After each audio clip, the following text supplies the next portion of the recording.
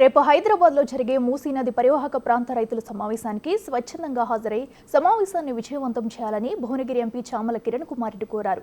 ఉమ్మడి నల్గొండ జిల్లా రైతులకు ముఖ్యంగా మూసీ పరివాహక ప్రాంత రైతన్నను ఉద్దేశిస్తూ పత్రికా ప్రకటన విడుదల చేశారు.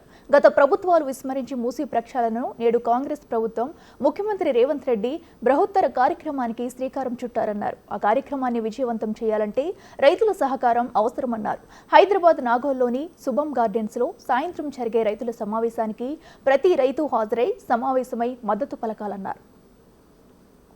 నల్గొండ జిల్లా రైతులకు ముఖ్యంగా మూసీ నది పరివాహక ప్రాంతంలో వ్యవసాయం చేసుకుంటున్నటువంటి మా రైతన్నలందరికీ కూడా నా నమస్కారాలు.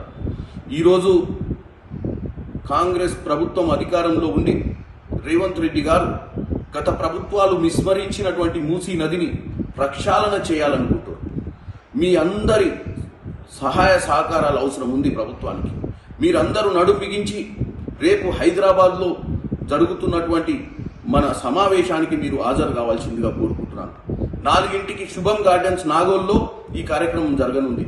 ముఖ్యంగా మనమందరము ఈ యొక్క మూసీ నది అనేది మనకు ఒక జీవనది. మన తరతరాలు దాని కింద వ్యవసాయం చేసుకునే పరిస్థితి ఉంది. ఈరోజు మానవ తప్పిదాల వల్ల కాలుష్యానికి గురై మన పిల్లల ఆరోగ్యం, మన పంటలు, మనం పండించిన పంటల్ని కూడా కొనే పరిస్థితి లేదు.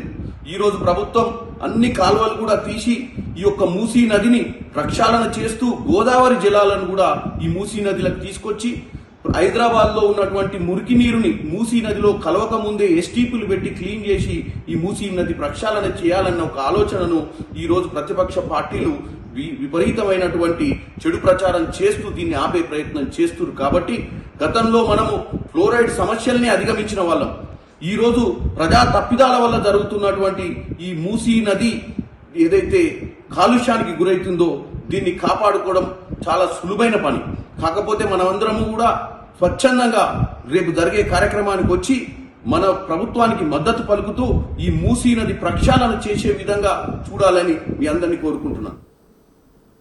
మూసీ జీవనది కింద తరతరాలుగా వ్యవసాయం చేసుకుంటూ జీవనం సాగిస్తున్నామని లేఖలో తెలిపారు. పూర్వం ఎంతో ఘన చరిత్ర కలిగిన మూసీ సాగు, తాగు, మత్స్య అవసరాలకు ఉపయోగపడేదన్నారు. హైదరాబాద్, రంగారెడ్డి సహా ఉమ్మడి నల్గొండ జిల్లా ప్రజలకు ప్రయోజనం కలిగేది.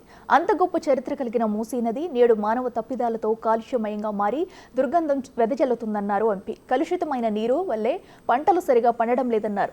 ఒకవేళ కొన్నా ఆ పంటను తినే పరిస్థితి లేదన్నారు.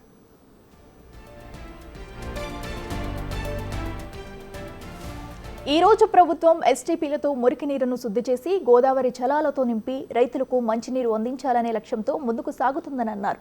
మూసీని శుద్ధి చేసి పరివాహక ప్రాంత ప్రజలకు కాలుష్యం నుంచి విముక్తి కలిగించాలనే ఆలోచనతో సీఎం రేవంత్ రెడ్డి ముందుకు వెళ్తుంటే ప్రతిపక్షాలు కుట్రలు పన్ని అడ్డుకుంటున్నాయని ఆగ్రహం వ్యక్తం చేశారు.